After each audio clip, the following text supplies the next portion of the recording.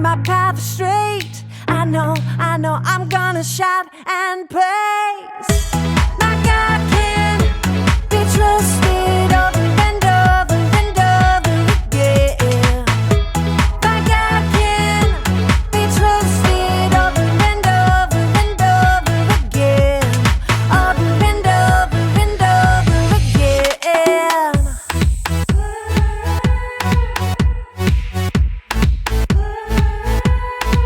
When I am up, when I am down, when life turns me around, should I go left? Should I go right? Should I be walking in circles in my mind? But I know God will make my path straight. I know I'm gonna shout and praise. My God can be trusted over and over and over again. My God can be trusted over and over and over again. Over and over and over again. I'm confident. My God can. I'm confident. My God can. I know. God will make my path straight. I know. I'm gonna shout and praise. I know. God will make my path straight. I know. I'm gonna shout and praise. My God can be trusted over and over and over again. My God can be trusted over and over and over again. My God can be trusted over and over and over again. My God can be trusted over and over and over again. Yes, He can. Over and over and over again. I'm confident. My God can. I'm confident. My God can. Over and over and over. I can trust Him. Over and over and over again. Welcome to Story Lab. This week, we're talking about trust, while we also take a look at a story of a couple who may win the award for the oldest new parents ever. Oh, and wait for this. Wait for it.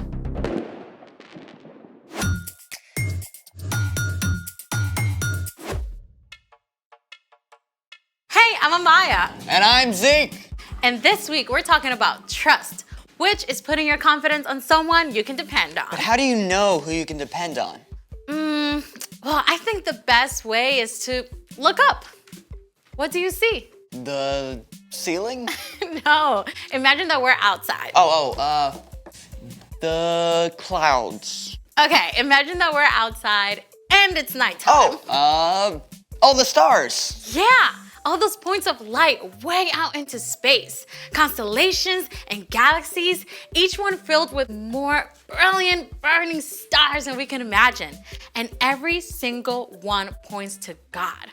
I mean, God made all that out of nothing. It definitely makes me want to trust God. How many stars are there in the universe? 200 billion trillion stars! Whoa. Yeah. The sky was so amazing last night. I just have to take a picture for you. Look. Ooh, you have seriously got to upgrade. I know, I just couldn't capture it. So I looked up some pictures taken by the Hubble telescope instead. The Hubble Space Telescope has been orbiting the Earth for more than 30 years. It's about the size of a school bus and travels at 17,000 miles an hour, circling the Earth every 97 minutes. Check out this image from the Hubble. Whoa. This is the Prone Nebula.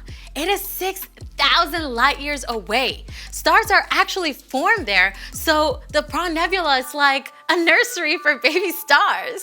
Mind blown. Whoa, wait. I know this one. It's the Veil Nebula. It's a leftover from a supernova that exploded like 20,000 years ago. Yeah, and check that one out.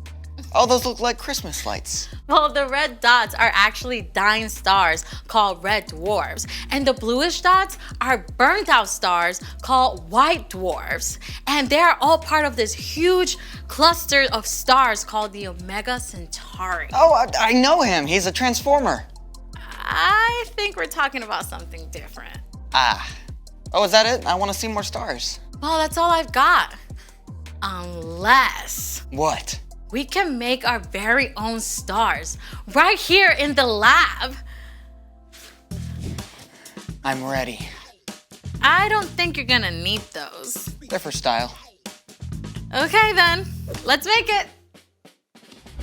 Follow along, and you can do this at home if you like. What have we got, Zeke? Step 1. Fill a big jar or vase or tank about 2/3 full of water.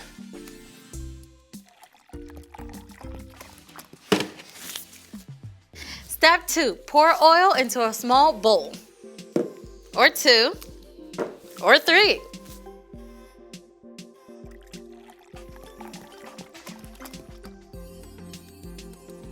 Step 3. Add 4 or 5 drops of food coloring to the oil. You can use up to 3 colors.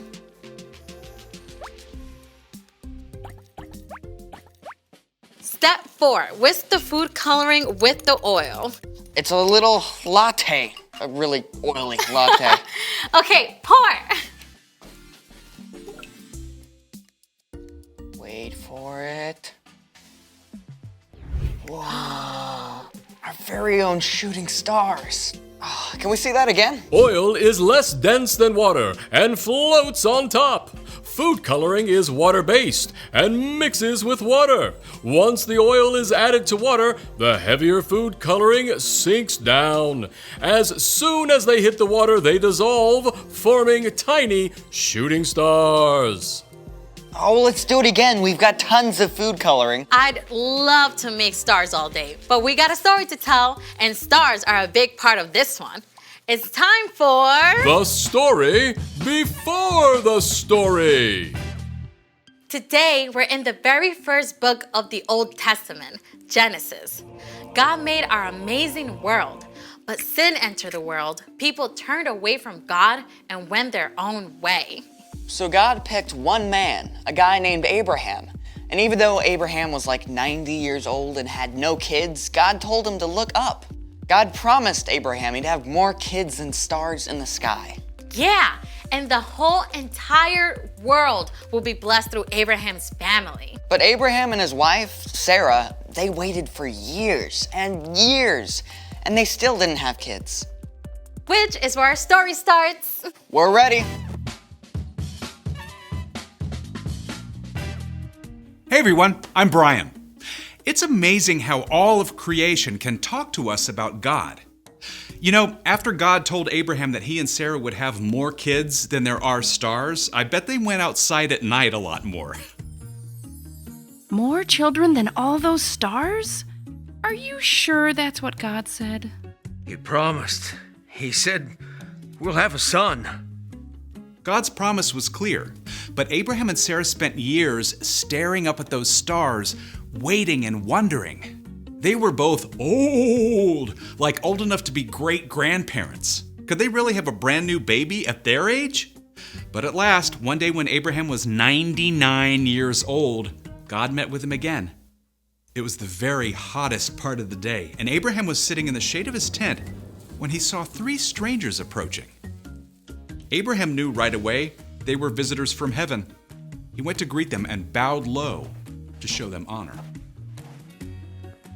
My lord, if you are pleased with me, don't pass me by. Let me get some water so you can wash your feet and rest under this tree.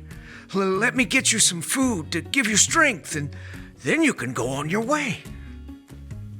All right, do as you say. Now, making a fancy meal back then was a lot more than just heating something up in the microwave. Abraham found Sarah in the tent and asked her to bake bread. And then he picked the best calf from his herd and asked a servant to prepare it. Here is some stew and a fresh loaf. My wife makes the best bread in the whole land. Where is your wife, Sarah? Over there in the tent. Now, you had better bet that Sarah was listening in on this conversation. I mean, here are three strangers out of nowhere who Abraham believes are from God. I mean, she definitely wanted to know what was up. I will surely return to you about this time next year. Your wife, Sarah, will have a son. Now? After all this time? I'm worn out, and my husband is old. Can I really know the joy of having a baby? The Lord knew exactly what Sarah thought and said to Abraham, Why did Sarah laugh? Is anything too hard for me? I will return to you at the appointed time next year. Sarah will have a son. I didn't laugh. Yes, you laughed. Oof. Sarah seriously got called out there, but God wasn't angry with her. God was gracious to Sarah, and Sarah did become pregnant, and after some time, she gave birth to a baby boy. God has given me laughter. Actually, everyone who hears about this is going to laugh along with us. I'm so old, but here I am taking care of a baby. What should we name him? What about Isaac? Of course, Isaac! You're going to have a big family, little one. As many as there are stars in the sky. The end. So, do you know what the name Isaac means? What? One who laughs. Well, that is spot on. Can you imagine how it felt for Abraham and Sarah to wait all those years? I have a hard time just waiting for the microwave popcorn to finish. I know, right? Waiting can be hard. But here's the awesome thing. God is always trustworthy. God promised Abraham that the whole world would be blessed through his family. And it took hundreds of years, but the whole world was and is blessed because of one of Abraham's descendants. You know who I'm talking about? Yeah, Jesus. You got it. You can trust God all the time, especially when you're having to wait. Thanks, Brian. So, what is our part in the story? Well, maybe you're having to wait for a broken arm or a sprained ankle to heal. You can trust that God is still with you, and God still loves you, and you can ask for God for the patience to keep waiting. I remember when I had to wait forever when my mom said she'd get me my phone. I guess I could have trusted God more instead of just asking her, can I have my phone yet? Can I have my phone yet? Can I have my phone yet? Can I have my phone yet? Okay, yeah, Can we get it. Sorry. I actually had to trust God yesterday. My dad promised to play tennis with me after he got home from work, but then he had a video call that took over an hour. I had to trust God to give me a good attitude. Yeah, you know, the truth is, we're gonna have to wait for things. Sometimes we'll have to wait on God. But even while you're waiting, you can trust that God is still there and that God still cares about you. Got it? Got it. Wait for it. So, here's the thing. Trust God even when you have to wait. Yep, I can't wait for tonight when I get to see the actual stars. I mean, I can wait, but you get it. Thank you for joining us in the Story Lab. See you next time. Here's something to check out while you wait.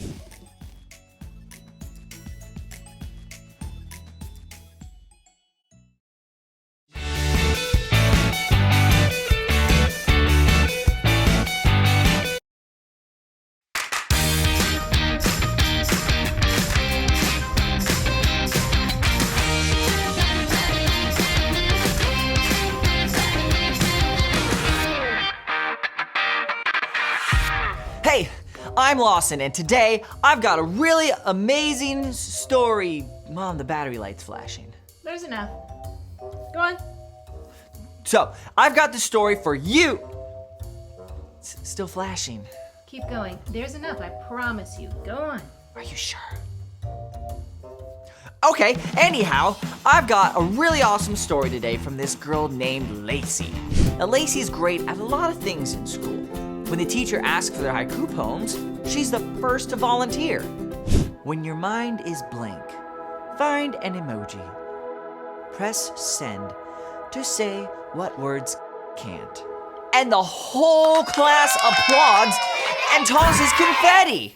Lacey's on top of it in art and social studies and PE. But when it comes to math, Mr. Branson says stuff like, take the first digit of the dividend, then divide it by the divisor, and write the answer in the top of the quotient. And Lacey hears, Wah, wah, wah, wah, wah, wah. and on the test, she gets a D, which Lacey is pretty sure is worse than anything except for an E for emergency. Mom tells Lacey that she's gonna be okay. She just needs a plan. So, for the next test, Lacey studies hard until numbers start to come out of her ears. And the night before the test, Lacey makes sure to get lots of sleep. And in the morning, Mom serves her a super healthy breakfast because eggs are great for your brain. And so is broccoli and raw fish. And Mom asks, "You ready to go, sweetie?" And Lacey says, "Yeah, I'm great." But all she can think of is all the ways she might be able to get out of school today. Like tripping over the family dog and landing on a canister of laughing gas while getting a bad case of cowpox. And Mom asks, "Are you okay?" And Lacey confesses, "I'm not sure I can do this." Mom reminds her, "Trust me, you've done what you can." Mom adds that no matter what happens, God still loves you, and I do too. And Lacey takes a deep breath and decides, division is tough, like broccoli for breakfast. But I face the test, because she can trust that she'll be okay. So she heads out the door ready for the day. So kids, never forget to floss after broccoli for breakfast.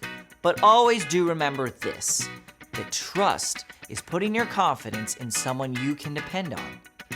Hey, light's still blinking. It sure is. We got all the way through. Just like I said. Thanks, Mom. Anyways, I'll see you guys next time when we try to see